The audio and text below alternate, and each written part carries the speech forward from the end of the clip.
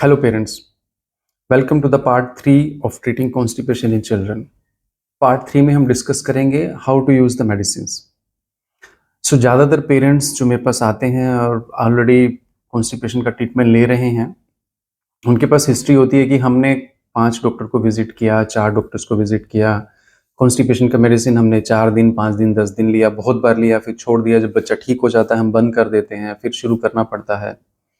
तो you need to understand, constipation की medicine आपके बच्चे का कॉन्स्टिपेशन ठीक नहीं करती है। It gives you time to correct the 4 things which I have discussed in my first video. तो आपको मेडिसिन, अगर आप मूविकोल ले रहे हैं जो कि पॉलीथाइलिन ग्लाइकोल है, तो उसका डोज हर तीसरे चौथे दिन बढ़ा सकते हैं। अगर आपके बच्चे का स्टूल हार्ड है और अभी भी पास नहीं हो रहा, तो वेट और एज के अकॉर्डिंगली इसका डोज बढ़ाया जा सकता है।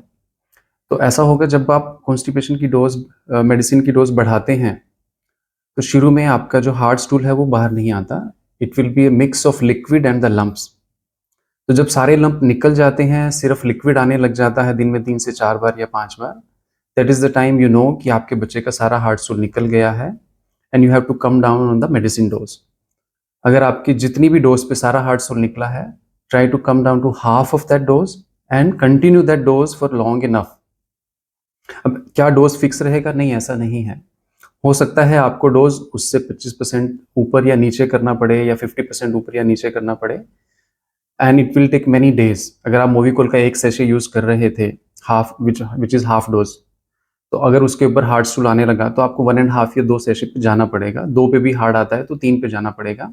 Your target is 1 to 2 soft stools daily, जो कि बच्चा कंफर्टेबली पास कर रहा है, और वही डोज आपको इतने हफ्ते कंटिन्यू करना है कि आप भूल जाएं लास्ट हार्ड स्टूल कब था। फॉर एग्जाम्पल, अगर किसी बच्चे को 2 सेशे लेते हुए सॉफ्ट स्टूल चल रहा है और आपको 1-1.5 महीना हो गया, now you try to come back to 1 sachet and see कि आपके बच्चे का सॉफ्ट स्टूल अभी भी चलता है कि नहीं, and you have used that 1.5 month या 2 months period to improve on those 4 factors which I've discussed: toilet training, enough liquid, proper activity and diet. तो you continue that much sessions जब तक आपका सॉफ्ट स्टूल चलता है। आप भूल जाते हो, then you come down to half. फिर हर 1 से 2 महीने पे आप डोज कम कर सकते हो, हाफ करके बंद कर सकते हो। अगर किसी बच्चे को 6 महीने से 1 साल से ज्यादा हो गया है कॉन्स्टिपेशन के साथ, तो हो सकता है उसको 3 से 6 महीने से लेके 1 साल तक लगे वापस सीखने में, क्योंकि आपको लाइफस्टाइल चेंज करना है। And this medicine doesn't cure, it gives you time to correct those 4 things. So medicines are answer to change your lifestyle. It's not an answer to treat the constipation. I think you got a quite good understanding कि आपके बच्चे का constipation medicine से क्यों ठीक नहीं होता, क्योंकि हमने lifestyle change नहीं किया.